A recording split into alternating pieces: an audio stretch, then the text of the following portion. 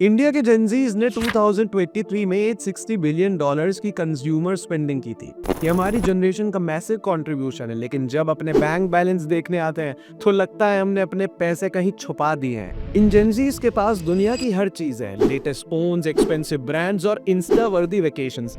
लेकिन जब बात पैसे की होती है तो एक कॉमन रिस्पॉन्स होता है, भाई पैसा कहाँ से लाऊं। और ये सिर्फ हमारे दोस्तों का ही नहीं, सारे जेनजी का मसला है। हमारे देश की पॉपुलेशन 377 मिलियन है, पर जेनजी के फाइनेंशियल स्ट्रगल्स बढ़ते ही जा रहे हैं, क्योंकि जॉब इनसिक्योरिटी और बढ़ता हुआ डेट अब हमारी रूटीन का हिस्सा बन चुका है। लेकिन ये सब किस वजह से हो रहा है, और क्या है ये जेनजी, कहाँ से आए ये, और कैसे ये पूरी जनरेशन कंगाल होती जा रही है। तो चलिए वीडियो को शुरू करते हैं और इस टॉपिक के ऊपर जरा डिटेल में डिस्कस करते हैं।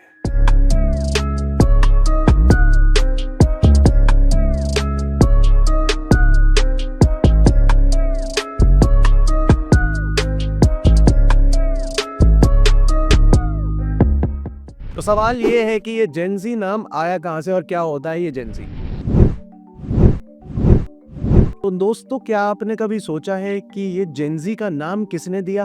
क्या इसके पीछे कोई सीक्रेट सोसाइटी का प्लान है, या बस हमारी जनरेशन को कूल नाम देना था? चलो आज ये मिस्ट्री को सॉल्व कर ही देते हैं। सबसे पहले, जिसका भी जन्म 1997 से 2012 के अंदर हुआ है, उसे हम जेनजी कहते हैं। ये नाम सिंपली इसलिए दिया गया क्योंकि पहले वाले जनरेशन का नाम एक्स था और फिर लॉजिकली वाई, तो बस जी। मतलब क्या सिंपल लॉजिक है, मतलब हम नेक्स्ट इन लाइन थे तो सी से ही स्टार्ट करते हैं। तो जेन एक्स के बाद जब जेन वाई आए, ये हमारे मिलेनियल भाई लोगों को लगा कि नेक्स्ट जनरेशन का नाम क्या होगा। एक लॉजिकल स्टेप था, सो दे जस्ट वेंट विद जी। अब ये जो हमारी जेनजी है, उनकी दुनिया थोड़ी अलग है। टेक्नोलॉजी, मीम्स एंड टिकटॉक उनकी लाइफ का पार्ट है। तो एक बार सोचो, अगर जेन एक्स अपने टाइम पे चिल करते थे रॉक म्यूजिक के साथ, तो हमारी जेनजी वाले लोग अपने टाइम को खर्च करते हैं टिकटॉक और स्नैपचैट के फिल्टर्स पर। ये लोग पैसे भी कमाते हैं, बट 90% ऑन इंस्टाग्राम स्टोरीज। मतलब वो पेड प्रमोशंस के चक्कर में लग जाते हैं। मतलब इनके पास सब कुछ है, टेक्नोलॉजी, इंटरनेट और वायरल वीडियोस। लेकिन जब बात पैसे की होती है तो हम बस कह रहे होते हैं, अरे यार, जिंदगी के सबसे बेस्ट मोमेंट्स का पैसा काश इंस्टाग्राम के लाइक्स से आ रहा होता।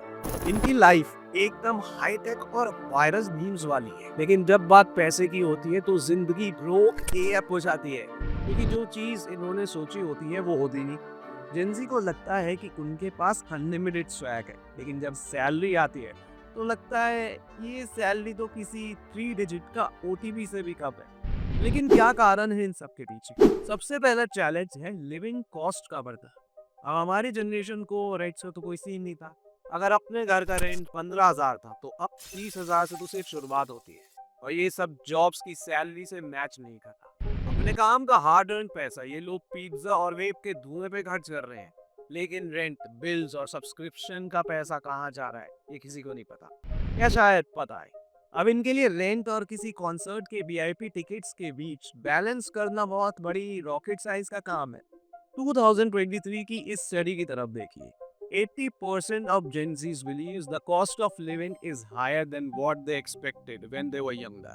Housing prices have also increased by 19% in the last 5 years alone. दूसरा चैलेंज, स्टूडेंट लोन्स। ये जो हमारे स्टूडेंट लोन्स है, ये भी आज की तारीख में एक बहुत बड़ा बैड जोक बन चुके हैं। आजकल काफी लोग लोन लेकर कॉलेज जाते हैं, और जब वो लोन वापस देने का टाइम आता है तो लगता है, भाई किसने ये लोन लेने का आइडिया दिया था। आज के दिन तक 56% ऑफ जेनजीज को स्टूडेंट लोन्स का बर्डन फील होता है।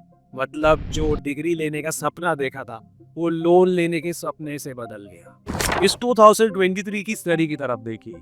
Gen Z has taken more student debt than any previous generation, with average student debt being over $30,000.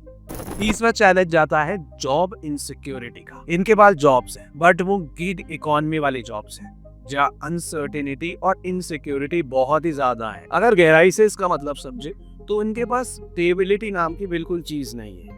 एक दिन फ्रीलांसर है तो दूसरे दिन कंटेंट क्रिएटर, और तीसरे दिन कुछ और। फिक्स सैलरी का आइडिया तो जैसे इस जनरेशन के लिए पूरा मिथ बन गया है। चलिए 2023 की इस रिपोर्ट की तरफ नजर डालते हैं। Nearly 40% of Gen Z workers are part of the gig economy and face inconsistent earning.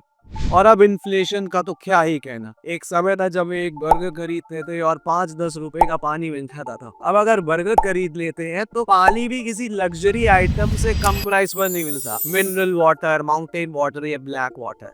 अरे पानी ही पीना है ना, उसे कई घर के चौक में शोपीस की तरह थोड़ी लगाता। जेंजी के लिए सब कुछ महंगा हो गया है। गैस प्राइसेस, मिल्क, इवन चाय की कॉस्ट भी बढ़ रही है। ये इन्फ्लेशन तो खैर सबकी बाइंग पावर को जीरो कर रही है।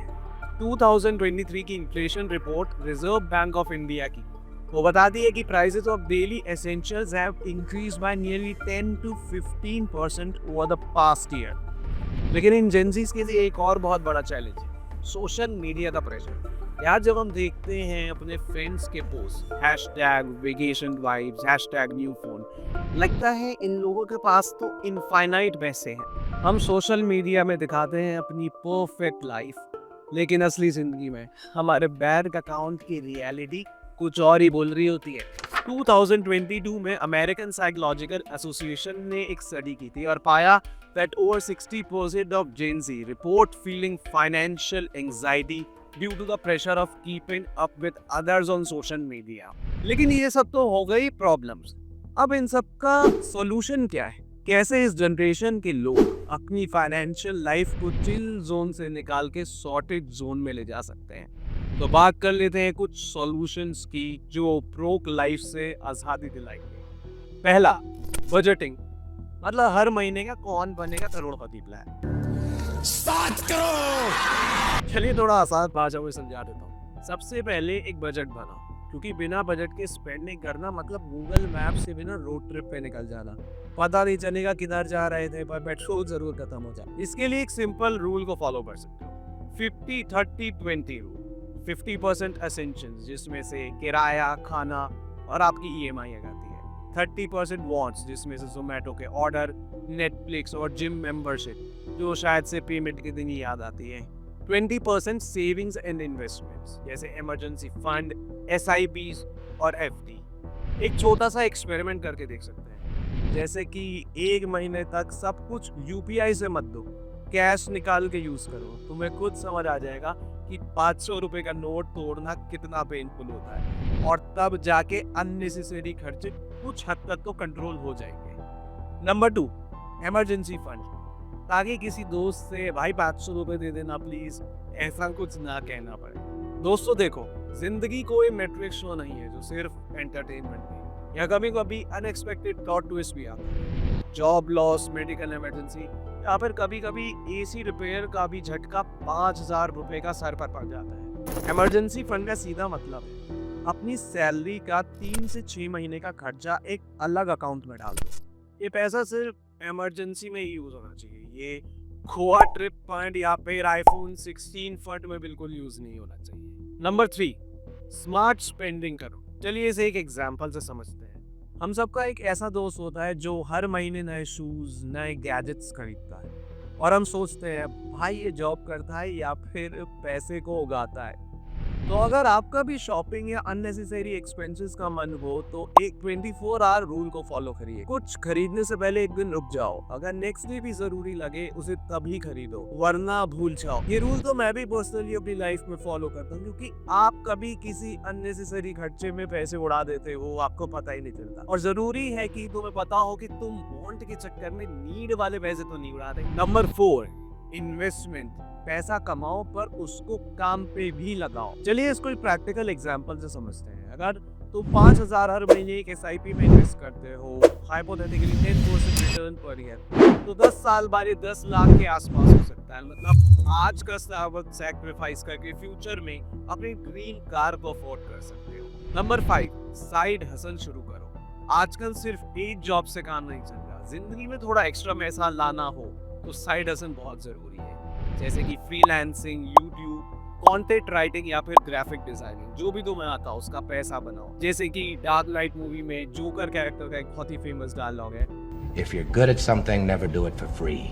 एग्जाम्पल के तौर पे हर महीने 10,000 का अगर एक्स्ट्रा साइड हसल करोगे तो एक साल में ये 1,20,000 होता है। तो मतलब नेक्स्ट गोवा ट्रिप बिना EMI के भी जा सकते हो। तो दोस्तों ब्रोक लाइफ सिर्फ एक फेज है, परमानेंट कंडीशन नहीं। सिर्फ थोड़ा स्मार्ट सोचना पड़ेगा, बजट बनाना, इम्पल्स शॉपिंग कंट्रोल करना, इन्वेस्टमेंट करना और एक्स्ट्रा इनकम सोर्सेज ढूंढना।